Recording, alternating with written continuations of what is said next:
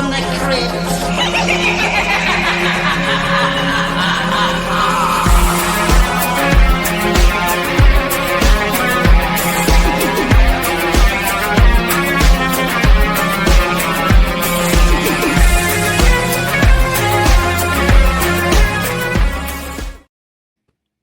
Hello, boils and ghouls. Welcome to episode 223 of Dads from the Crypt. My name is Jason. Today I'm joined by Mondo. Hello.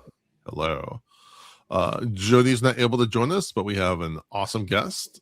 He is the co-owner of Story is King Productions. He goes by Anky Cyriaque. Welcome, sir. Thank you. Thank you for joining us.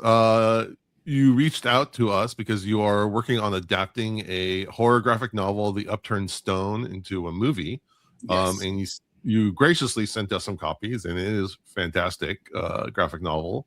Why don't you tell me a little bit about what you're working on for that? Well, okay. So my name is Anky Cyriaque. I'm a writer, director, and a producer. So on The Upturned Stone, which is a graphic novel written and drawn by Scott Hampton. Loved it.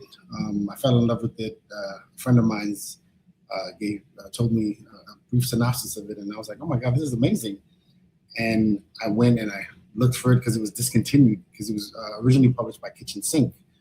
So it got discontinued, and then I was able to find a copy of it in Heavy Metal magazine as a small piece of it. So I was able to read in Heavy Metal, and I've looked up, I searched for Scott, and he ended up being at Comic-Con New York. So I ended up going there and meeting with him, pitched my idea to him, and he loved it, and he agreed to come on board. So years later, we reconnected again, and he was able to, say, hey, nothing much has happened to it since the last time we had met. And I said, all right, I have some things going on in Hollywood right now, and I think I could make it happen. And he said, yeah. So we joined forces, and now we're on the process of casting our director for the film. That's great. I read it. It's very creepy, very atmospheric. It's got that kind of watercolor, a little bit of aesthetic, which I kind of really like in graphic novels, kind of like the Dark Knights. Yes. The Batman Arkham Asylum novel made me think of that one a lot. Well, Scott Hampton did Batman's Night Crimes. Yes. Okay. Yes. And that's like when I heard the name, like, God, why do I know the name? It came out in the early 90s, and it was much like Arkham Asylum, it had he's got his own very unique art style. Yes, he does. So he would have been here, but he's running around with some family stuff, but he definitely wants to come on whenever you guys would allow him. Oh, I'd love to have him. Because I also didn't realize he did the American God graphic novels too. I'm like, yeah, he did American Gods. Yeah. I'd love to see that translated to the screen, his style. Yeah. So very excited for that. Well, wish you the best of luck in getting that off the ground, and we'll be the first ones there to get tickets. You guys are going to be at the screening. There you go. I haven't been in New York in a while. I'd happily go back to New York. You guys support from day one, so you guys get VIP treatment. Oh, I would not say no to that, man. Well, if you have any roles for middle-aged bearded podcasters, definitely. To be fair, Jason could play like 70-year-old man too. He could nail that role. So, and I will do nudity, just so you know. In fact, I insist. You insist on the nudity. I definitely. Which is actually kind of apropos of our movies that we're discussing today. But before we get into that, I just want to give a quick plug for our Patreon. We have, if you remember, you get early access to all of our reviews. And we do mini reviews that are exclusive to our Patreon. We have some for the movies such as Weapons, Companion, Ugly Stepsister, Him, Together, Begonia, Good Boy. And we just released one for Stranger Things Season 5. And again, we're talking 28 days later tonight.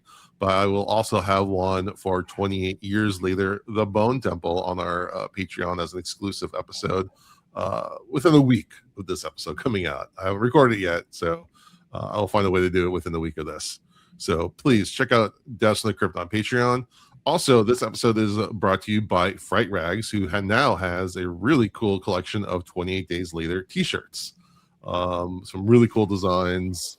I love that they don't just like slap on. I mean, we love artwork from these movies, but they also, you know, they don't just slap those on a t-shirt. They also, you know, get artists to do their own like renditions and original pieces. And the ones for 28 Days Later are really cool. So go check that out as well.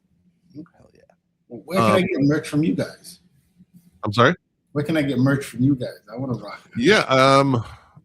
If you go to dadsfromthecrypt.com, there is a link to our merch. I'm blanking on where it was. We switched it a couple times. We're horrible. We're horrible publicists. All right, fine. If I go to, I'm doing it right now because I have a computer that can now do two things at once. If I go to dadsfromthecrypt.com, there should be a link. If Jody did it, let's checking. This is some great podcasting right now. It's really good to blame the guy that's not here. We'll blame Jody for everything if it's not working right. I agree. Yeah, they do that all the time in Hollywood. Blame the guy that's not in the room. Yeah, I think every job I've ever been in, it's like, let's blame the guy that just quit or the guy that's not here anymore. The next time me and Scott will come, we'll have the merch on. Full increase. I don't even think I have any Dads From the Crypt merch. What's up with that, Jason?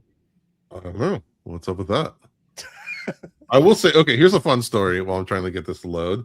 The one person who's actually bought Dads From the Crypt merch is William Gaines's granddaughter. Bought Dads From the Crypt t-shirts for all of like the men, all like the husbands and the sons and everything in their family. So William Gaines, the publisher of the original EC Comics, his whole family has Dads From the Crypt merch. So add me to that. If anyone's going to buy it, that's who I want to buy it, and you know, we can just shut everything else down. Yeah, if you just go to dadsfromthecrypt.com, there's a link for merch, and it comes to the one shirt that we have on a TeePublic. Okay, thank you. Add me to. I'm gonna get one, and I'm gonna give Scott one, and on there, and we'll take pictures and we'll post it on social and tag you guys. I am joking. I do have a Dads From the Crypt shirt though. I bought the tank top because in Vegas you can wear a tank top like 10 months out of the year. So oh wow. Right.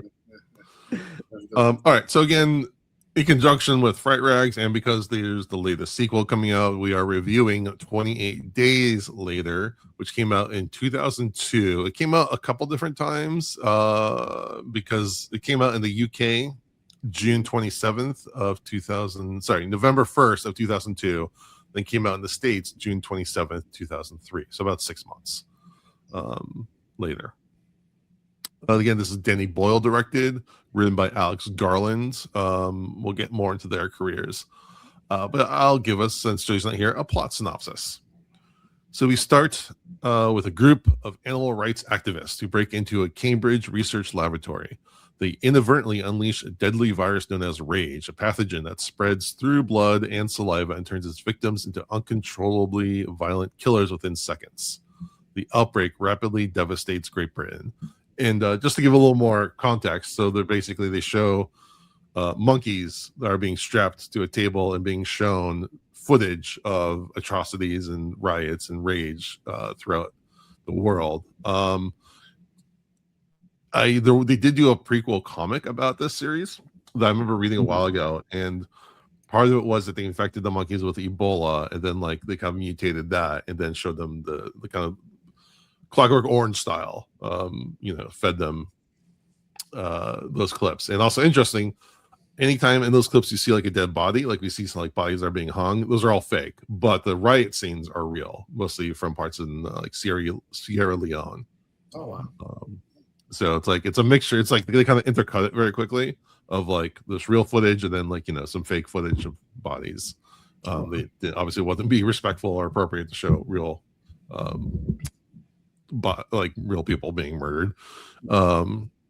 Anyways, so these the monkeys get loose. They start biting people. The people turn into the rage infected, and then and on and on and on. Cut to a title that says 28 Days Later. And then we see a man named Jim, completely nude, lying in a hospital bed, waking up from a coma in a London hospital, where he finds the city to be eerily abandoned. He wanders through empty streets littered with the remnants of collapse. Jim soon encounters infected and narrowly escapes with the help of Selena, a hardened survivor who has learned to kill without hesitation. They are later joined by Frank, a compassionate cab driver, and his daughter, Hannah, who have been surviving in isolation. The group follows a recorded radio broadcast promising safety and protection at a military blockade, hoping it represents a chance at rebuilding some form of civilization. Their journey across the countryside is marked by constant danger, both from the infected and from the psychological toll of survival in a shattered world. When they reach the military outpost, they discover that the soldiers' idea of salvation is deeply corrupted. Commanded by the unstable Major Henry West, the unit plans to use the women as forced companions in the misguided attempt to restore normalcy. As the situation devolves into brutality and betrayal, Jim is captured and left for dead. Pushed beyond his limits, Jim embraces a feral, almost infected like savagery to rescue Selena and Hannah, blurring the line between humanity and the monsters they fear. In the aftermath, the survivors escape the compound and take refuge in a remote countryside cottage. As the virus appears to be weakening and hope cautiously stirs, Jim, Selena, and Hannah wait for rescue, clinging to the fragile possibility that life may begin again. All right, Anky, you are our guest. You can start us off. Tell us what you think about 28 Days Later. Well, I'm old, so I went to see it in theaters. So Yeah, me too. We're old too. It's all good. So I went to see it in theaters, and I'm a big fan of the director. And you know, in the beginning, when I rewatched it recently, I was so shocked to see the talent that they had compared to their careers now. And you know, I thought it was an amazing movie. You know, it still held up the test of time. I was still shocked, and I was still a little scared of stuff like that. But I think it really did a good standard for zombie movies and post-apocalyptics. I was kind of disappointed that he wasn't in Cillian Murphy wasn't in the new one, the recent ones, the other two ones. But they had like a CGI version of the corpse of him, which I really couldn't tell if it was him. But no, it's actually another actor that just happens to be very, very frail that they may or may not have made to look like him. But that's a real. Whether they meant it to look like Jim as a teaser is they're not saying, but you can read between the lines. Yeah, because on the internet when I saw it, had like that was the screenshot. Like it had a screenshot like that was him. That was his character. And I'm like, oh my god, really? He survived that long? His character got infected, but I thought the movie was amazing. I love the whole when they got to the army facility and they were looking for hope, and they were more safer outside with the zombies than they were with the army people, right? Which was the weird part. To me, I was like, they should have never left the building where the cab driver affected them was just hanging out. They should have never left there. They would have been okay, And then another thing that shocked me was that when they got outside of London, that one scene when they had left the city, right? When they were driving the car and then they had to fix the tire and the zombies were running. And then when they got out, there was like a supermarket that was completely empty and everything was properly stacked. And I was like, so the zombies there was a line and they just stopped going. And then everything else was peaceful, right? Like it was like death and chaos. And then as soon as they went under the bridge, it was like empty streets. Well, and then we saw Manchester was like completely on fire. So like it showed that I think what they're showing is that the main city, we don't know how far that grocery store is from the city, right. Whether it's just like a little village. It doesn't quite give us that context, but it is funny that there is a grocery store that is completely stocked that has a working electricity and the door's not locked and no one's raided it. Right. Possible. It's a great scene. I love that scene. No, I love it. Like it was a little BS-y. Yeah, I love the scene. I was like, and then he left his credit card. Yes, that was my favorite scene of the whole movie. Him just putting the credit card there. I was like, well, at least he still has morals. I'm so surprised though. He only grabbed 3 bottles of scotch. Yeah, I'd have took the whole row. I'd have took everything. we'd had like 4 or 5 trips. Dude, priorities. Yeah. I mean, we've already got 4 people in the cab, so we can only take so much. But yeah, I'm like, okay, you can fit some more. Yeah. I kind of felt sad because I wanted him to like die when he was saving them. You know, I feel like him and the blood dropping from the dead body into his eye, and you know, and then all of a sudden, and then he gets overkilled. I think that was completely an overkill. You know, and then I was kind of disappointed. I was like, man, I thought he would have been like with the thing and go and run without me, go. I'm gonna sacrifice myself. But I was like, that's how he went out. So to me, that is one of the most like heartbreaking deaths, like in all of horror. Like, because first of all, everyone loves Brendan Gleeson. He's always just like the most lovable, cuddly guy. And he just plays that fatherly figure so well, and it just kills me every time. Yeah, and I like how they showed that the dangers of not just being attacked by a zombie, but what has happened in this world and the danger of the infection. Because the one thing I don't like in a lot of zombie movies, I love zombie movies, is that you'll have people get bit and they turn to a zombie. But other times they'll be hacking and slashing all these zombies, blood's flying everywhere, getting in their face and their mouths. I'm like, well, if someone can bite you and infect you, I feel like if you drank their blood, it would also infect you. No, I agree. So I like how they put that angle on it in this movie. I wonder what he was saying when the first place he saw was the church, and then the priest. When the priest was the thing, I was like, I wanted to know, like, why did he pick the first place to introduce the zombies to us was in the church? I think it might be partly because people tend to go to those places for solace and for comfort, and so it's just kind of a natural thing. I have a theory that I've been kind of rolling around my head that Jim is constantly looking for father figures. So the first place he goes is to a church, encounters a priest. Right. Then he encounters, Frank as a father figure, and then before Frank, he goes to find his real father. Right. And then he goes to make another father, and then Colonel West is, kind of a fatherly figure to all these men. Right. That's true. Oh, so he's kind of constantly going on the search for a father figure until he becomes his own man. Right. Even Selena kind of takes him under her wing. Mm-hmm. I did see when he had the nightmare of him waking up and everything was gone, and then I think there was this one scene where he was like, "Thanks, Dad," or something to that effect, and then I don't remember, but I know that somebody comforted him, and. You're right. It does make sense that way. That scene. I was always wondering why was that scene in there, but yeah, it makes sense that he was looking for a father figure. But even thinking about it, imagine the horror of waking up and everybody you love, everybody you've known is gone. Like you'd want some kind of comfort. Like nobody wants to be like, as much as we talk about we're introverts. Like I'm an introvert, but I don't want to be completely isolated from the people I love. And I think people would seek out comfort wherever they could find it from.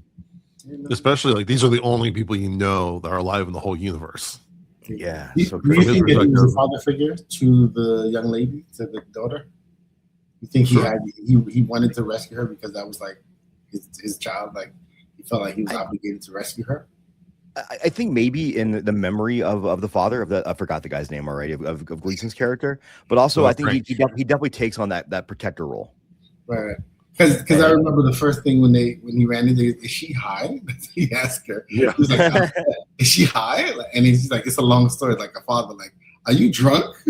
So I always thought that was like, I was like, well, everything is going on. You're more concerned about her being high, right? So I always thought that was it. I was like, okay, but you adding the father theory actually does make more sense now. It just clicked for me. Oh wow. Yeah, I never thought of that. Yeah. I didn't think about it till last night, but yeah, the whole it makes sense because it all adds up to it psychologically. It does make sense because that's the first thing my dad would see me when I was like, "Are you drunk?" No, I'm not drunk. Even if you were, no. I was, but no, I'm not. I'm just gonna go. I'm sleepy. I gotta go to bed. All right, Mondo. So I have the benefit of this being a first time watch for me. Really? Yeah, I told Jason the story before offline, but the first time I went to watch this, I went and rented it on DVD because I'm also, I'm almost 43, so I'm also of that age. I rented it on DVD. I remember I came home from work and I wasn't feeling amazing, so I put it on. So I had a little bit of a headache, and my one complaint with this movie, and this is not a complaint I'd have if I'd watched it when it first came out, but it's very early 2000s music video style editing, but everything was back then.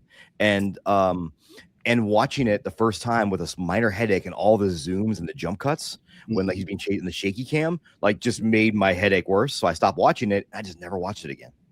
Oh, wow. And not a knock on the film at all, more so just never got around to watching again. Yeah. It's been on my list for forever. And sometimes, when you try to watch a movie for the first time, if you're just not in the right mindset for it, you're like, okay, definitely.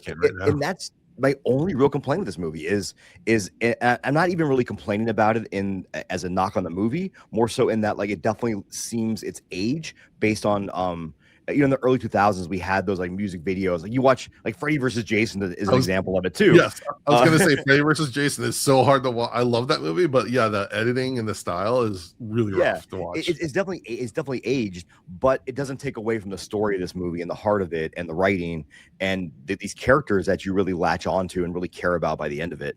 And you made a really great point about I didn't think about is, are you safer with the zombies than these humans? And just thinking about that, it's like, what do these infected want? Their goal isn't necessarily to kill people, it's survival, right? Right. They're savage in the nature of their animals at this point that need sustenance, whereas humans are manipulative and controlling. And when the freaking Major West, when he had he was planning on sexually assaulting those women, right? Let's make no qualms about it. Like that was the most horrifying thing in the whole movie to me. Right. Yeah. Was here are people that sought safety from their government and their officials, and how quickly that turned into them using that little bit of power they had for evil, not for good, when they had this opportunity at this base to really, really help people and try to bring forth the survival of humanity. They chose to use it for their own nefarious needs. And so what you're saying is this is the man versus the bear scenario. Yes. Yeah, dude, definitely. And it's a funny thing. And I heard a comedian say this, and I think it was Steve Hofstetter that said this. I'm a big fan of, because he loves.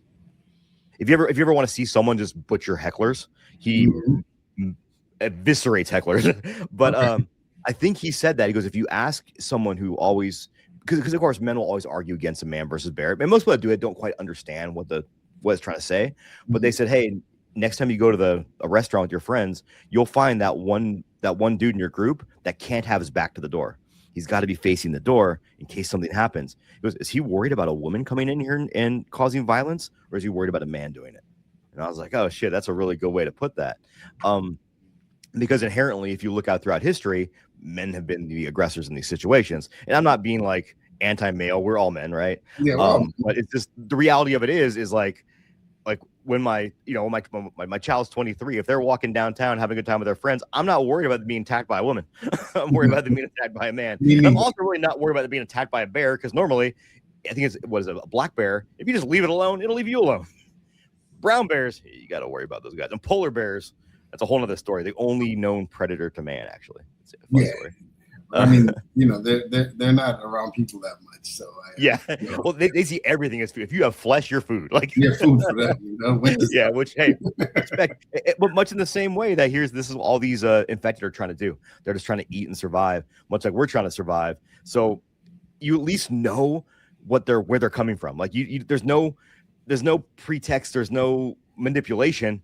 You know exactly what they're about, whereas the people on the base definitely is manipulative. The other piece I really hated, and this is early 2000 stuff, it has nothing wrong with the movie, but during the intense scene at the military encampment, they had this weird music, like nefarious music playing in the background the whole time. Right. That got kind of repetitive. I'm like, this is so early 2000s, and that I almost laughed at it because it reminded me of that era. And aside from those two little complaints, though, the story is great. And when it ends, you really want to see what happens next. But I do love that they left it ambiguous, because what if they get picked up by this plane or by these other government officials, and they're just as corrupt as where they just left from? So you kind of never know what's happening. And as someone who's never seen the sequels, I'm kind of excited to watch the next one now and see if they even touch on that. And maybe they do, maybe they don't. Don't tell me. But I have a lot of spoilers. I follow the franchise. I will I'll message you guys once I finish watching next. I'm sure I'll have questions for you. I'll say one Maybe we thing. can come back and do this again. I'll just say one thing about the sequels. The second one is fine. As far as the two newest ones, it doesn't connect with those whatsoever. So you can skip that one and go to Bone the 28 years later. If I don't watch it's it, still though, worth watching. I'm just saying it's not necessary to watch the newer ones. But if I don't watch it, I'm gonna feel like I'm missing out, and that's gonna be no. I mean, it's definitely it's definitely worth watching. I'm just saying, like, if you want to get on the 28 years hype train, you can skip that one and come back to it. Yeah, they're not all connected. They have definitely different. My goal is to binge these two probably today and tomorrow. And then Monday, I have my final tattoo session for my back. And then Tuesday, after I get off work, because I can't go to the gym, I'm going to hopefully go watch it. That's my goal. We'll see if that pans out for the week. But that's tattoos are painful. Definitely, tattoos are painful. Hey, I always say, people that say, like, oh, tattoos don't hurt. I'm like, you're lying to yourself or you're lying to try to sound tough. I would love to get a tattoo, but no. I always say, like, I love the after effects. I love getting, like, my daughter's a tattoo apprentice. I love the artwork. I love having artwork of my child on my body and my one of my best friends who's an artist on my body. But goddamn, does the process suck? The healing sucks. I have one more session. And I put about 60 hours into my back, and every single time I sit down, he starts doing it. My brain goes, why are we doing this? Like, this is stupid. Why are we doing this? Ooh, 60 hours. Expensive. Like over like years. It's been 1 year. About 1 year. We started it last December, so we're finishing it Monday. What are you getting? I have a huge back piece. Part of it is a Gustave Doré painting called Death Rides a Pale Horse. And then my artist really is into biomech. So he designed the whole thing, and it's all just like a whole biomech back piece. I'll send you a picture of it when I get it finished. Because I definitely love to see that. It's still undone, but my artist said it's his favorite piece. Maybe he's lying to me, but nah, if he put 60 hours in, definitely his favorite piece. No, he's having a good time with it. I gave him free reign too. I'm like, do whatever you want. So he's loving the artistic freedom, and he's a close friend of mine. So I wouldn't recommend to anybody out there, just give any artist complete creative freedom. Know what you're getting into. But and that's the one thing you don't want the discount on. yeah, that's the other thing. Some tattoo advice for anybody out there. The thing a tattoo artist will laugh at you for the most is if you walk in and ask for design and they give you a price and you say, oh, well, this guy told me he'd do it for $50. They'll say, yeah, go get it for $50, and I'll when you're ready for your cover up, come in and see me and I'll cover it up for you. Pay money, much like anything. You wouldn't spend, like, if a steak costs $3, it's probably not a good steak. Same thing with tattoo work. Like, you pay the artist, because good artists are going to charge you money because it's their time and effort and their craft. They put years and years of skill into. So, like, yeah, man, pay for it. I've seen a lot of tattoos that you got a discount, didn't you? Bro, I have a tattoo I got a discount on. Believe me, like, I got in someone's kitchen. It's my least favorite tattoo. I'll put it that way. So I saw this movie when it came out. I think I was on a date even with a girl. Nice. And I was terrified. This movie to me is probably the scariest quote zombie. I can debate whether it's really a zombie movie to begin with. It deals with the zombie tropes, but I think it's something different. But anyways, watching the theater was one of the most, like, scariest, intense experiences, especially for a zombie movie I've ever had. And then I loved it so much I bought on DVD. And then I remember when I first moved out of when I graduated from college, I moved out from my parents' house for the first time. I was living in this rented house that's kind of top of this hill. That was, like, slightly in the wooded area, so you can't really see your neighbors at first. And the first week I was there, it snowed really hard. And I remember my roommates, I'm just gonna go hang out with my parents. I just got out of my parents' house, so I'm like, I'm just gonna stay here, set up stuff, and just chill. Right. And I remember watching this movie and then not seeing a human being for like 2 days while the snow was kind of doing its thing. And I've never felt so, like, isolated in my life. Like, it just put me in that headspace. It is such a fantastic. It's just a fantastically made movie. The scenes of Jim walking through London, which is, again, all real. They actually just stopped traffic early in the morning, just as the sun was rising, to get like a couple minutes. And part of the reason they used the digital video stock they did was, one, they wanted to look like things that were amateur people were shooting on their own. Like, you just pick up a camera and shoot. So that really like realistic feel, but also they could do a setup very quickly. Where like traditional film, they would need like, hours to set up, everything, get the lighting and everything. Here they could just pick up 6 cameras from different angles, shoot really quickly while traffic was stopped, and then, move on. It's shot almost, it's not, I wouldn't call it first person point of view. It's more like surveillance. A lot of it is taken like from like a far angle, as if like, you're being watched either by the infected or by, the state, whichever way you want to look at it. It has a really grainy feel. A lot of people draw comparisons to 9/11, especially the scene in the square with all the missing persons and things. This is actually filmed. 9/11 happened while this was being filmed. So, they can see how it fits the vibe of like, people catching this major catastrophe on, digital video at the time, but it was just kind of, it wasn't planned that way. It just was incidental. I'm sorry? Did they do product placement? Because I remember the first thing he drank was Pepsi. Yeah. There's a lot of Pepsi. There's a lot of Pepsi. There's also a lot of British lottery advertisements, which again help fund the movie as well. So yeah, there's a little bit of that. You kind of have to, do that. But actually, I don't think you really pay. I think like once you realize a product, like when I was a kid, I never like paid attention to product placement, but now I can't not see it. But you want to know what, man? Like if a movie gets a few bucks from it, hey, go for it. I'm all for it. Definitely. Yeah. I'm all for it. Funny though is like, for as big and popular and as like game changing this movie was, I don't have the numbers in front of me, but it was made for very little money. They're on a very tight budget.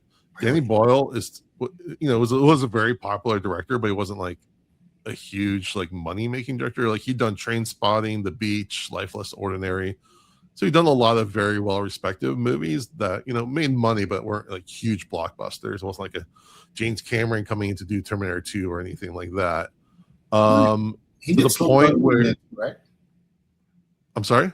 He did Slumdog Millionaire too. Yep. Yeah, I would say afterwards he did Slumdog Millionaire. So his career kind of took off. So afterwards he did Slumdog Millionaire, Sunshine, 127 Hours. But he's never been one to have like the big budget per se. Right. To the point where they actually didn't want to film some part. The ending wasn't originally on there. So this is from IMDb. The last scene, the scenes of the college and lakes, were shot in standard 35. Was actually tagged on ending. Money ran out during filming, so for a while, Danny Boyle considering an opening and ending, concluding with the freeze frame of Jim, Selena, and Hannah as they escape from the mansion and crash through the gate. Right. So that scene where they like drive through and the freeze frames, that was the original ending in the UK theaters. Oh wow. After securing additional budgeting, a scene was filmed in the hospital of Jim dying from his gunshot wound, and that was going to be the real ending. But this audience thought that was too dour, too depressing. And then when the movie became a hit, the studio gave him some extra money to film the lake scenes, which were added to the 1,400 prints in the US. And what's interesting was, again, at the time, because CG wasn't like as accessible as it is now, so like they looked at the budget of doing the CG shots of the plane flying by, right, and they looked at how much it would cost to just rent a plane to do the same thing. And it was cheaper to rent a plane, it's cheaper to do the flyby than do the CG. It's kind of crazy. Just I was just looking at his IMDb, and he turned down directing to direct. He turned down Alien Resurrection. Mm-hmm. He turned down Fight Club as well to do The Beach, and he turned down 8 Mile to do this movie. Yeah, I mean he's just, his eye for directing is just amazing. Again, like that blood drop is such a like crazy cool drop. Just like a split second. For what could have been something really simple. Yeah. Like, oh man, I was like, wow, that's crazy. Just the way it did it too. But my favorite film of him is Sunshine, hands down. Yeah, Sunshine is amazing. I've never seen that either. It's really good. I've never seen Sunshine. I haven't seen in a while. I'm disappointing our guests. It's one of the well, Mondo, one of your favorite movies is Event Horizon, and it's kind of like that. Not as not as street horror as that movie is, but in ways. Okay. So what it's interesting because Danny Boyle, he doesn't really stick to a genre. I also did the Steve Jobs movie, which is really, really good. Yeah. I recommend that one as well with Michael Fassbender. Yes. Really good movie.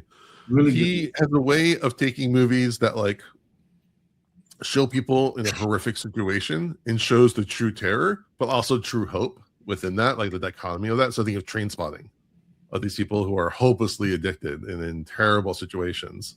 But he's able to find some hope, some beauty within those situations.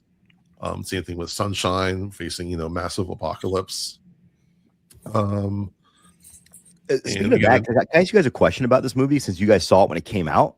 Mhm. Again, the father figure, who Mr. Gleeson, whose name I can never remember character name. Frank. His name is Frank.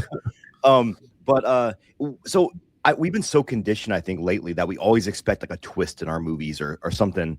Did you guys worry when you first saw the movie that he was going to end up being a villain, being like a bad person?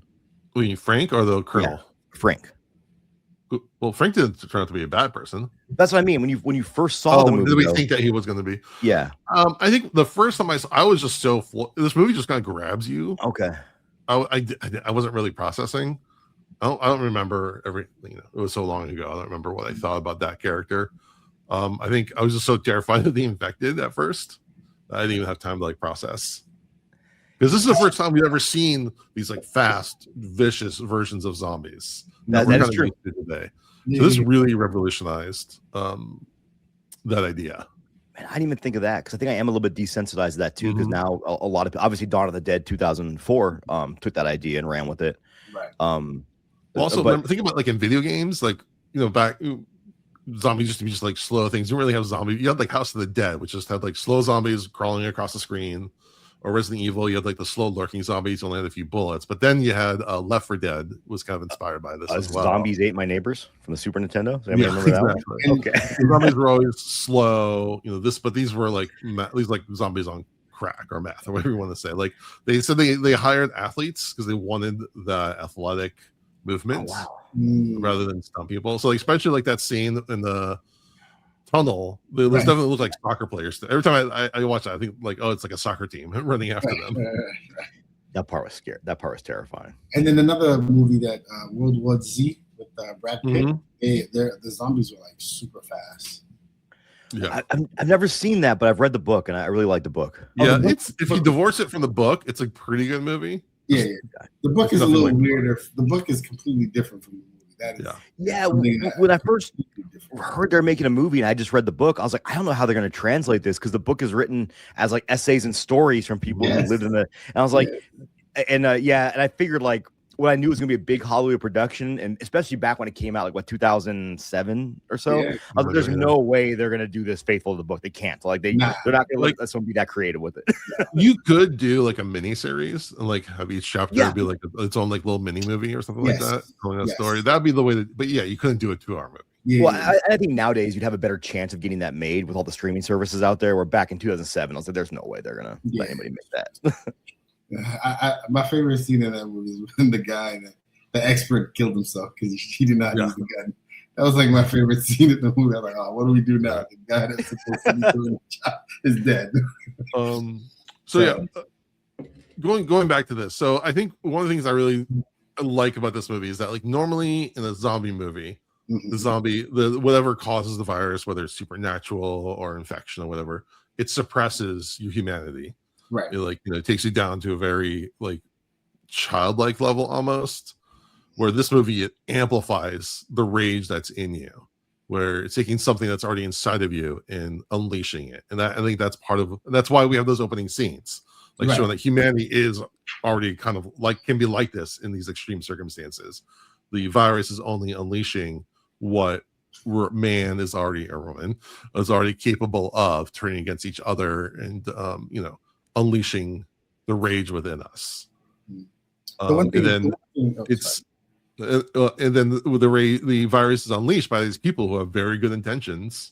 And you're like, well, they're not wrong to be against this, but also they're like, maybe they should take a minute to think about what they're doing with these animals.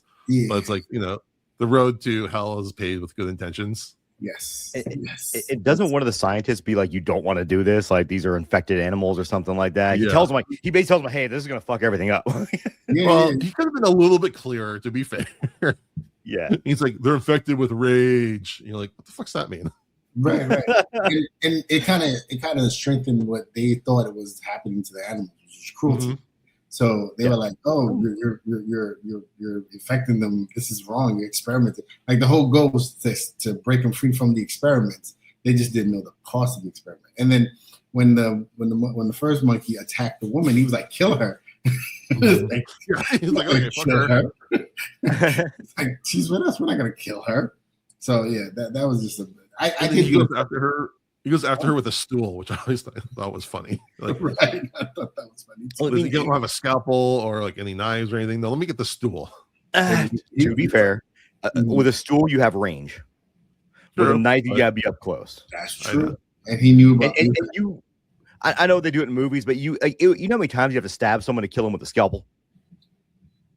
Yeah. Well, okay. Yeah. I think a tool is a practical ass weapon, is all I'm saying. And I still stand by in Halloween Kills that one woman's got her iron.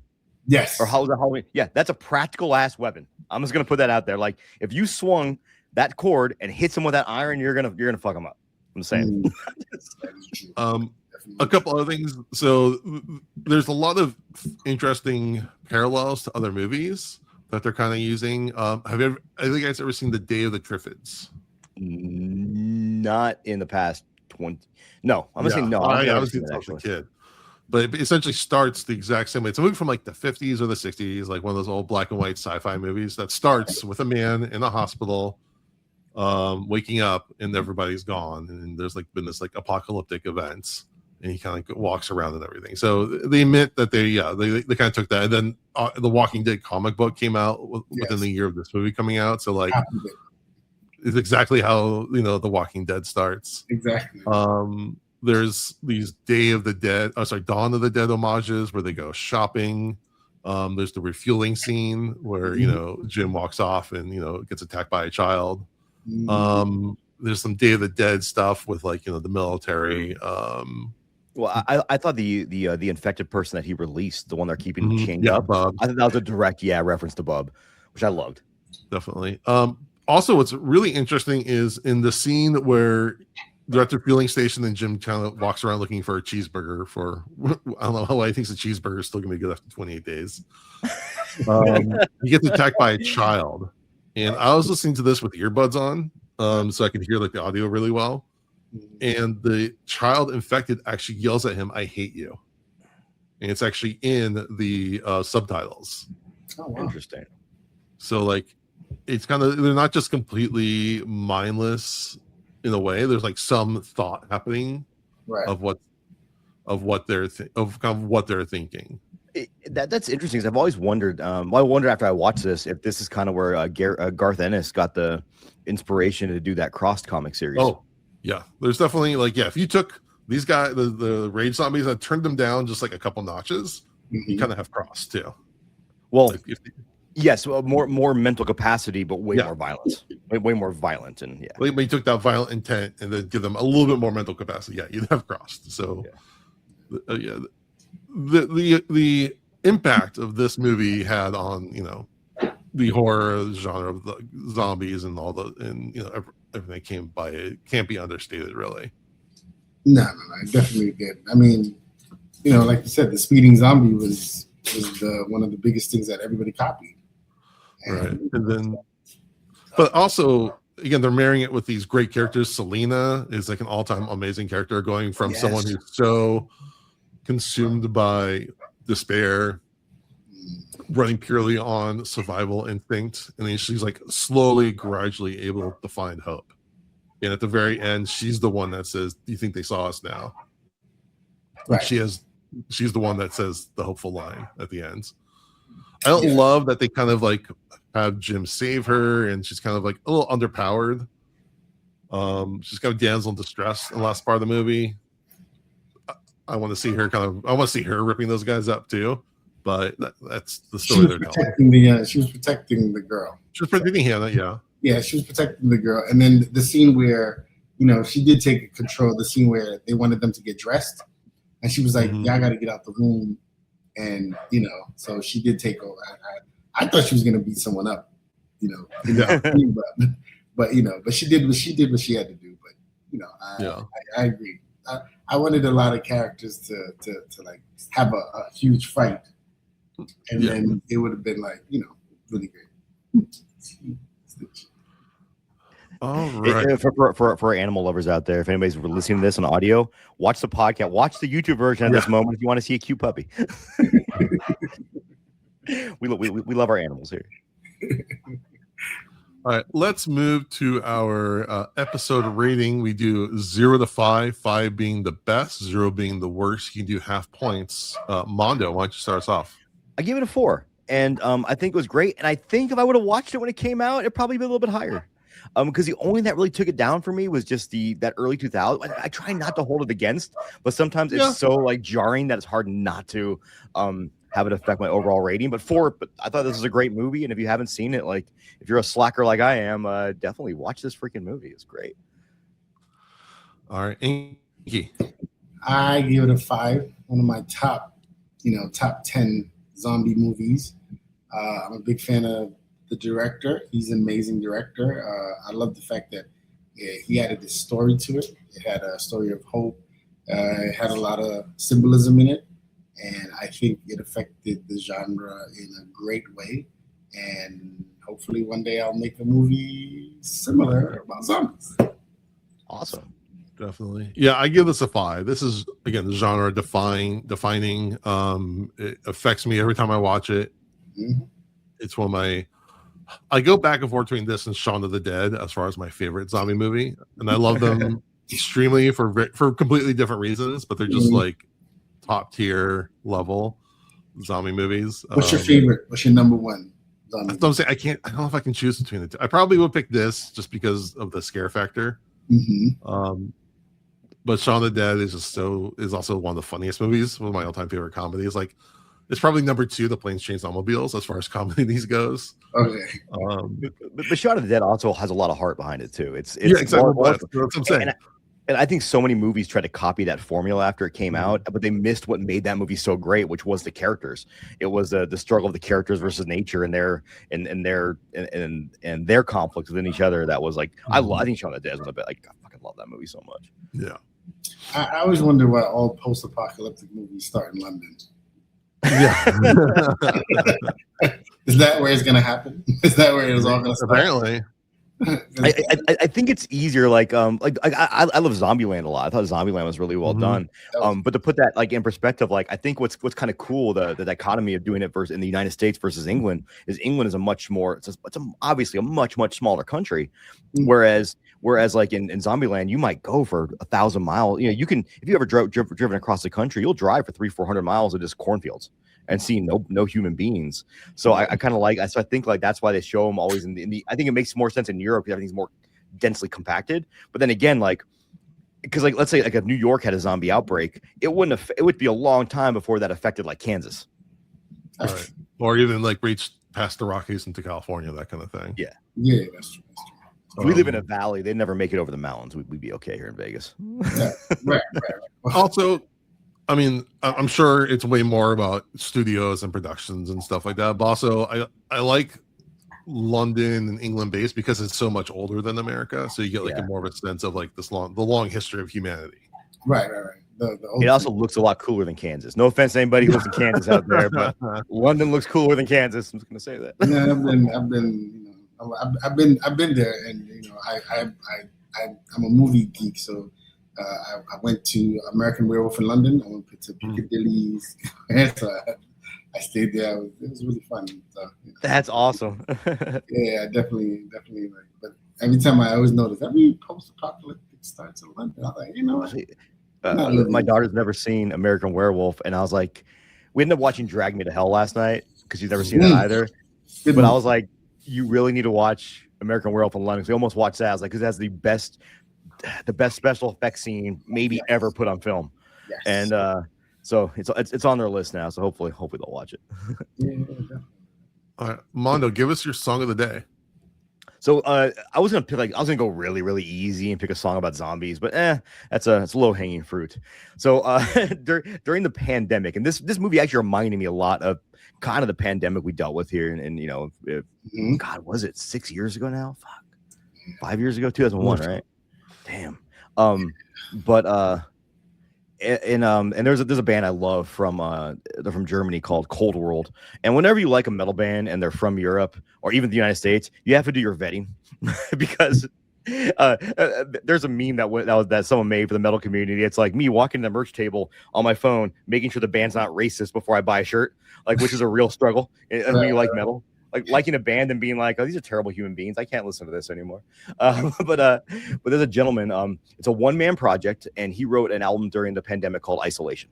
Okay. And it very much it's black metal, but very ambient, and he creates these great soundscapes that just he's very good at conveying emotion through his music, which I always find amazing. But the band is called Cold World, all one word, and the album is called Isolation. And the song I picked off it just because it really fits with this movie. It's called "We Are Doomed," which is how a lot of people were feeling though during the pandemic. But he wrote this basically because of his isolation from kind of society when everything went down, which I think it's a big theme throughout this movie is isolation and kind of what we all talked about in the past whatever. Oh, cool. I see right 15 minutes or so. But yeah, they're one of my favorite bands, and the guy behind it's a one-man project. He does another band called Stormare, which is like folk music, and then he even plays with some Spanish guys, and I don't remember the band's name. But if you look at the guy, if you look up the band Cold World, you'll find the guy's name. And he also, but I think it's funny, this is like his one metal project, and everything else like these dark folk kind of projects that sound way different. But check them out. Cold World came out in 2022. The song is "We Are Doomed" off the album Isolation, and I love all of his music. The song is called "We Are Doomed." We Are Doomed. But anything off that record is fine. Like there's I don't think he makes anything that's bad. But I'm also very biased because this is the genre that I hold near and dear to my heart. Okay. Cool. I'm gonna definitely check this out. All right. Jody's not here to do any horror news. I can't think of anything off the top of my head, so we're gonna skip that for this week. A couple things just coming out. I think Send Help. Yeah. Send Help comes out this week if you're listening to this. Also this will come out on the 18th. Return to Silent Hill comes out. I think Silent Hill comes out next week, and then it's Send Help. Send Help. Okay. Definitely gonna go see Silent Hill. Yeah, I'm pretty stoked for it. The trailers look really good. I'm kind of stoked after watching Drag Me to Hell. I forgot that Sam Raimi's doing Send Help. Yeah. So now I'm kind of stoked for that because the one thing I've always loved about Drag Me to Hell is they make some of the grossest things ever happen in a PG-13 film, and it's definitely some dated CGI. I'll say in that movie. No, definitely. I did want to see the monkey, the primal one. I enjoyed Primate a lot. I want to see. Hey, Mondo. Yeah. You should do a Patreon mini review for it. Hey, you know what? I didn't go to the gym today, so I have some time. So I'll maybe I'll knock that out. No, I like Primate a lot. I think it's definitely worth seeing. I don't think it's going to be anything like. It's not going to be a movie like this where you're invested really in the characters. I will stand by saying that the human characters are some of the most obnoxious characters put on film, but they're designed to be cannon fodder. So it's okay. Like when the monkey's on the screen, I love it. Loved it. Yeah, definitely. I'm gonna check it out this weekend. I think if people go in looking for like a Citizen Kane movie, yeah, you're not going to get it. But if you go in, you're like, man, I want to see an infected monkey do some damage. You're gonna have a great time. They dropped the trailer for the Mortuary Assistant. What do you guys think of that? I haven't seen it yet. And I never played the game, so I'm kind of interested. Nice. I just found out it was a game. I never heard of it. I never knew it was a game until it was like from Acclaimed Direct from me either video game. I'm like, You played it? No, never played it. I never even heard of it. Much like you, I never heard about it until I saw the trailer. Or I saw the I saved it on YouTube to watch later, and that's when I was like, oh, okay, I'll definitely check that out. I will say I saw the new trailer for The Bride in front of Bone Temple last night, and that I'm really excited. That looks really fun. It's like Bonnie and Clyde with Frankenstein and the Bride. Right. That's what have a fear. I really love it, but I'm also like, I hope it doesn't go too much into the art house style where it forgets it needs substance. Even though I'm a style over substance guy, but what I did read about, which is really interesting, is that Maggie Gyllenhaal directed it. That she had no idea. She's never seen an IMAX movie, and they shot it for IMAX. So she had no idea like how to shoot for IMAX. And from what I've read, is that like people were saying that it makes her some like amazingly like incredible, interesting stuff that no one's done with IMAX before, because of someone kind of not quite like just like going in almost like blind to how to use IMAX. So I'm really interested in seeing that and how that turns out. Yeah, cool. And just Jason, for your reference, if you guys have a subscription to Screenbox, which is cheap, and I really enjoy that service. They have Toxic Avenger on there now streaming. Ooh. And they also have all the Terrifier movies streaming on there, but they do have an Evening with John Carpenter, which is actually they shot his Halloween night performance from Los Angeles and made it into a little concert video, which is really fun to watch. That's cool. Yeah. It wasn't the one we went to because we went before Halloween, but it was the Halloween night one. I think it was the same. It was the same venue. Same venue, same set list. Yeah. Yeah. Okay. So you can imagine as if we're there with you. Yeah. I feel like I'm. Yeah, you can imagine that I was high out of my mind. So you can imagine I was having the best time because I was very, very high. But that's Jason's fault, just to put that on record. Of course, blame me. I mean, you brought me the drink, so guilty. But you want to know what? That's why you're a good friend. Did the crowd go crazy when he played Halloween? Oh yeah. Yes. If you go to the Dads From the Crypt Instagram, there's a video of that moment. Oh, is it? Yeah, it's everyone did that. Yeah.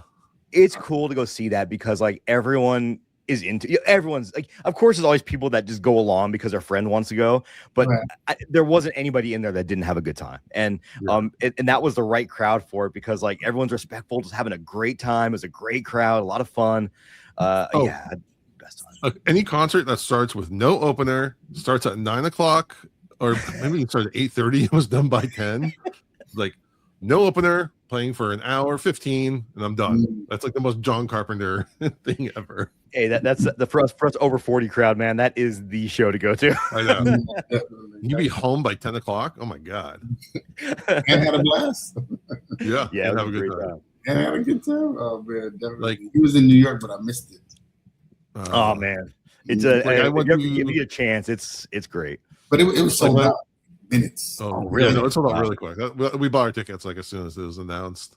But like last night, I was at dinner with my family. I wanted to go see 28 Years, and I'm like, okay, there's 20 minutes until the next showing. I know it's gonna be like 25 minutes worth of credits. So I got there.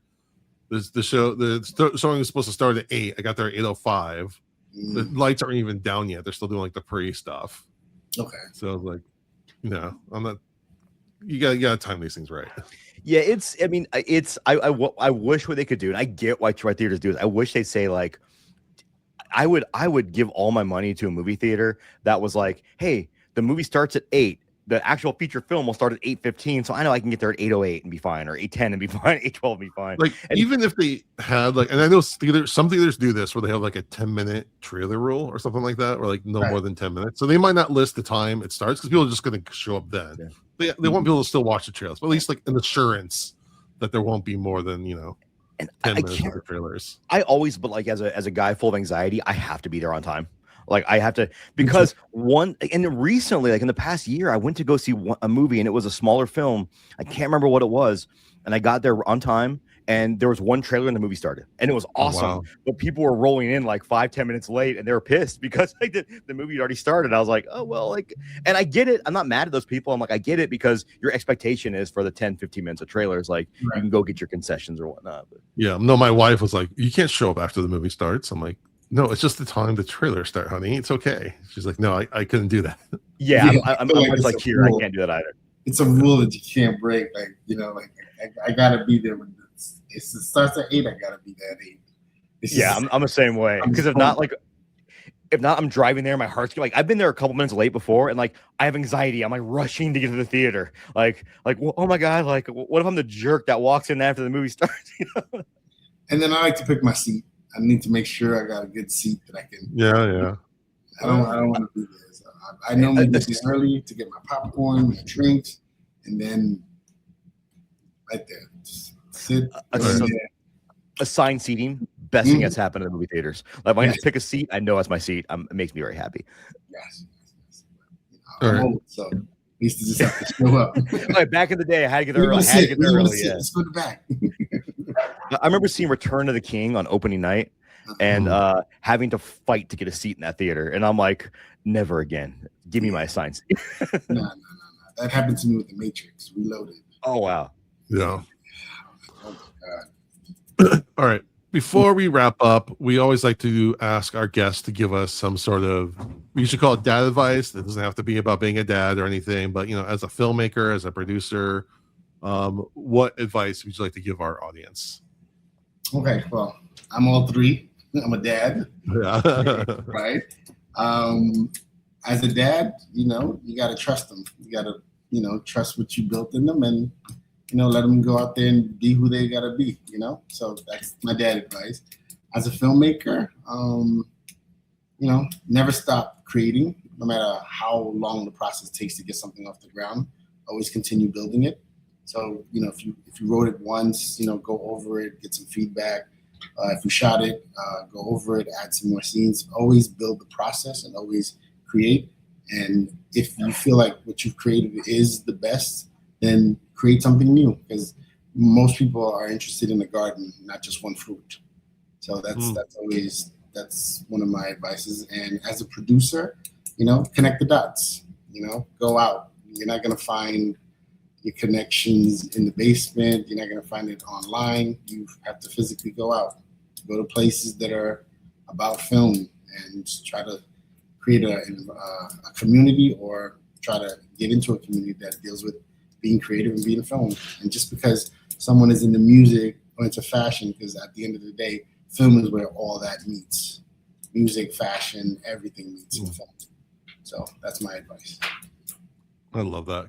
That's great. I like the something about the fruits, the garden. That's really good. So all right.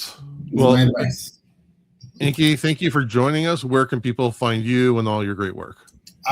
Well, my name is Anky Cyriaque. All my social media is Anky Cyriaque. So it's ANKYCYRIAQUE at Twitter, Instagram, Snapchat, you name it. I'm a social media whore, so I have everything. Isn't one of your accounts Story is King? Or am I making that up?